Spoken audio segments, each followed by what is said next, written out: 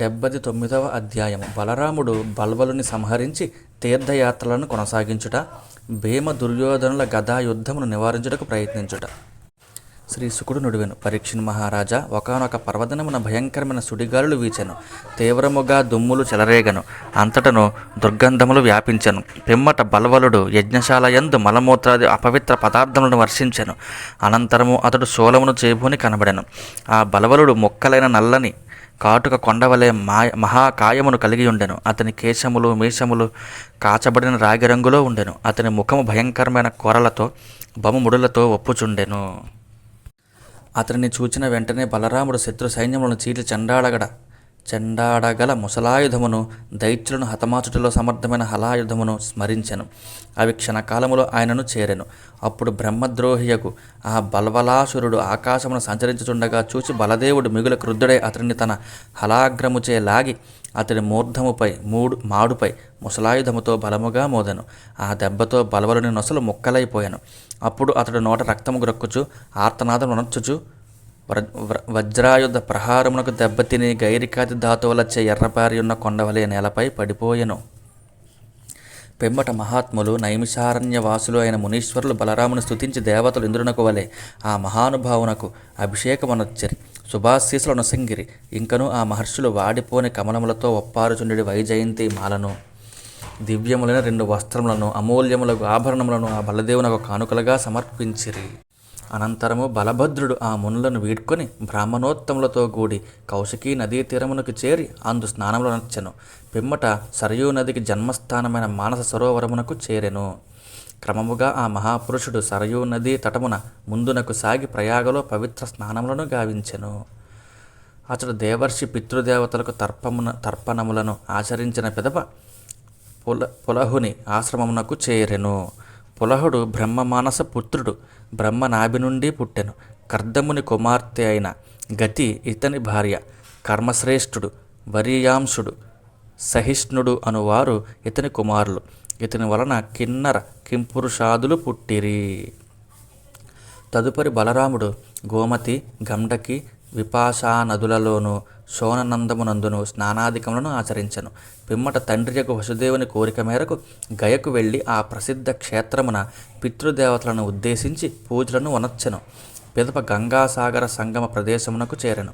బలభద్రుడు పవిత్ర స్నానమును ఆచరించి అచటి నుండి మహేంద్రగిరికి చేరిన పిమ్మట పరశురాముని దర్శించి ఆ మహాత్ముని పాదములకు సాదరముగా ప్రణమిల్లి గౌరవ మర్యాదలను నెరపెను.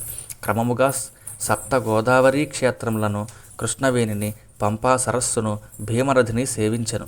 అచట కుమారస్వామికి పూజలనొచ్చి మహాదేవునకు అంటే భ్రమరాంబ మల్లికార్జునకు నిలయమైన శ్రీశైలమునకు చేరెను. అచట ఆ ప్రభువు దైవ సేవలను ఆచరించిన పిదప దక్షిణ భారతమున ప్రసిద్ధ పుణ్యక్షేత్రమైన వెంకటాద్రికి తిరుమలకు చేరి అక్కడ పద్మావతి శ్రీనివాసులను ఆరాధించెను. జై శ్రీహరి. అతడి నుండి ఆ మహాత్ముడు కామకోటి పీఠము అంటే కామాక్షిదేవి పీఠమును దర్శించి విష్ణుకంచి, శివకంచి నగరముల మీదుగా నదీమ తల్లి అయిన కావేరీ జలములలో గృంకులీడెను. ఆ నదికి మధ్యన గల మహాపుణ్యక్షేత్రము శ్రీమన్నారాయణునకు నివాస స్థానమైన శ్రీరంగ క్షేత్రమునకు చేరెను. రంగరంగ శ్రీరంగదేవ. ఆ పునీత ప్రదేశము నుండి బయలుదేరి శ్రీహరి క్షేత్రమైన వృషభాద్రిని దర్శించి దక్షిణ భారతమున ఖ్యాతి వహించిన మధురై నగరమున ప్రవేశించి మీనాక్షీదేవికి సేవలనొచ్చెను. పిమ్మట సకల పాపములను హరించివేయునట్టిదియు సముద్ర జలములపై నిర్మింపబడినదియు అయిన అగు సేతు బంధమును రామేశ్వరమును చేరెను.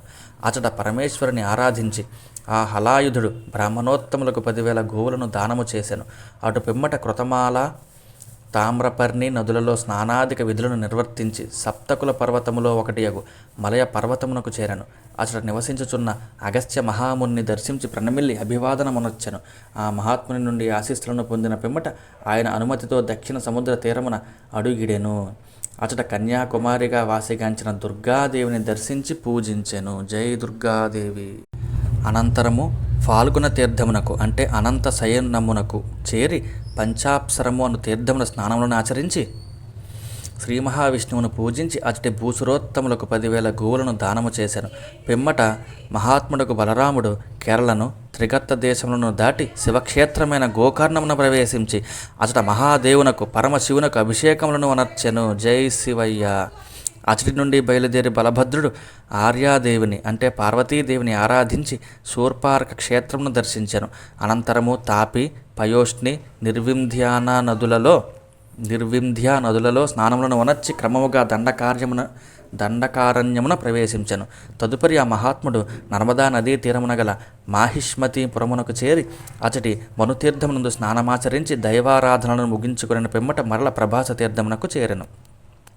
బలరాముడు అతడికి చేరినంతనే కౌరవులకును పాండవులకును ఘోర యుద్ధము జరిగినట్లును అందు పెక్కుమంది రాజకుమారులు మరణించినట్లుగాను బ్రాహ్మణులు చెప్పుకొనుచుండగా వినెను. అంతటా చాలా వరకు భూభారము తొలగిపోయినట్లుగా తలంచెను. ఆ సమయమున భీమ దుర్యోధనుల మధ్య గదా యుద్ధము జరుగుచుండెను. దానిని నివారించుటకై అతడు కురుక్షేత్రమునకు వెళ్ళెను. అప్పుడు యుధిష్ఠిర మహారాజు, కృష్ణార్జునులు, నకుల సహదేవులు ఆయనను దర్శించి అభివాదనమునర్చి మౌనముగా ఉండిరి. ఈ ప్రభువు ఇప్పుడు ఇచ్చటికి వచ్చుటకు కారణము ఏమయ్యుండును అని తమ మనస్సులలో తర్కించుకొనిరి. అప్పుడు భీమ దుర్యోధనులు ఇద్దరునూ పరస్పర జయేచ్ఛతో ఆవేశపూరితులై గదాయుద్ధమునర్చుచుండిరి. వారు చిత్ర విచిత్రముగా వివిధములకు గతి భేదములతో తిరుగుచుండిరి. బలరాముడు వారి యుద్ధమును నివారింపబూని ఇట్లా నేను దుర్యోధన మహారాజా, భీమసేన, మీరు ఇద్దరునూ మహావీరులే, బల పరాక్రమములలో సమానులే. భీముడు బలములో మేటి, దుర్యోధనుడు గదాయుద్ధమున సుశిక్షితుడు అని నేను తలంతును. అందువలన సమాన పరాక్రమశాలులైన మీ ఇద్దరిలో ఏ ఒక్కరికి నీ జయము గాని పరాజయము గాని కలుగుట అసంభవము. కనుక వృధాగా యుద్ధము చేయవలదు. వెంటనే దీనిని విరమింపుడు. మహారాజా, భీమ దుర్యోధనులు ఇద్దరునూ ఇంతకుముందు ఒకరిని మరి ఒకరు మిగుల దూషించుకుని ఉండిరి. అంతేగాక పరస్పరము హానికరములైన చేష్టలకు పాల్పడి ఉండిరి. అందువలన వారిలో వైరభావములు వేళ్ళూనుకుని ఉండెను. బలరాముని పలుకులు ఉభయులకు హితకరములే అయినను వారిలోని పగల కారణముగా వాటిని పట్టించుకొనకుండిరి. అంతట తన మాటలను పెడచెవిన పెట్టిన ఆ ఉభయులను వారి ప్రారబ్ధ కర్మలకు వదిలివేసి బలరాముడు ద్వారకకు వెళ్ళిపోయాను. అప్పుడు ఆప్తులైన ఉగ్రసేనాదులు, బంధువులు ఆయన రాకకు సంతసించి సాదరముగా సత్కారములను జరిపిరి. పిమ్మట సకల కలహముల నుండి నివృత్తుడైనట్టి బలదేవుడు నైమిషారణ్యమునకు చేరెను. అతడి ఋషులు ఎల్లరూ సంతోషముతో ఆ మహాత్ముని ద్వారా యజ్ఞ కార్యములను సాంగోపాంగముగా నిర్వహింపజేసిరి. సర్వసమర్థుడు మహాత్ముడైన బలరాముడు మహామునులకు అందరికీ సంశయరహితమైన విశుద్ధ విజ్ఞానమును అంటే తత్వజ్ఞానమును ఉపదేశించెను. దాని ద్వారా ఆ మహర్షులు ఈ సంపూర్ణ విశ్వమును తమను సకల చరాచరములలోనూ సాక్షాత్కరింపజేసుకొనిరి. జై శ్రీహరి.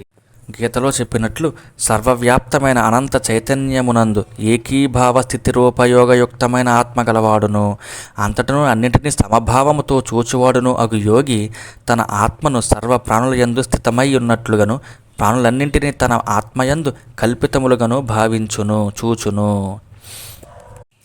సకల ప్రాణుల యందును ఆత్మరూపమును నన్ను అంటే వాసుదేవుని చూచు పురుషునకు అట్లే ప్రాణులన్నింటినీ నా యందు అంతర్గతములుగా నున్నట్లు చూచువానికి నేను అదృశ్యుడును కాను, అతడును నాకు అదృశ్యుడు కాడు. అంటే కనబడుతూనే ఉంటాడు ఆ పరమాత్మ అందరి సకల జీవులను సమానంగా చూసేవాళ్ళకి. జై శ్రీహరి. యజ్ఞదీక్ష ముగిసిన పిమ్మట బలరాముడు తన భార్యయగు రేవతితో కూడి అపభృతములను ఆచరించెను. పిమ్మట నూతన వస్త్రాభరణములను ధరించి ఆ ప్రభువు పత్ని సహితుడై తన బంధుమిత్రులతో కూడి వెన్నెలతో నక్షత్రములతో ఒప్పుచున్న చంద్రుని వలె విరాజిల్లెను. పరీక్షని మహారాజా, మహాత్ముడును బల పరాక్రమ సంపన్నుడు అయిన బలదేవుడు స్వయముగా అనంతుడు, ఆదిశేషుడు. ఆయన స్వరూపము మనోవాక్కులకు అతీతమైనది. అతడు తన లీలలను ప్రదర్శించుటకై మానవ రూపమును అవతరించిన మహాపురుషుడు. ఆ స్వామి ప్రదర్శించిన ఇట్టి లీలలు అసంఖ్యాకములు. అనంతుడైన బలరాముని యొక్క దివ్యాద్భుత కర్మలను ప్రాతకాలమునందును సాయం సమయమునను స్మరించిన వాడు శ్రీమన్నారాయణుని యొక్క అనుగ్రహమునకు పాత్రుడగును. జై శ్రీహరి.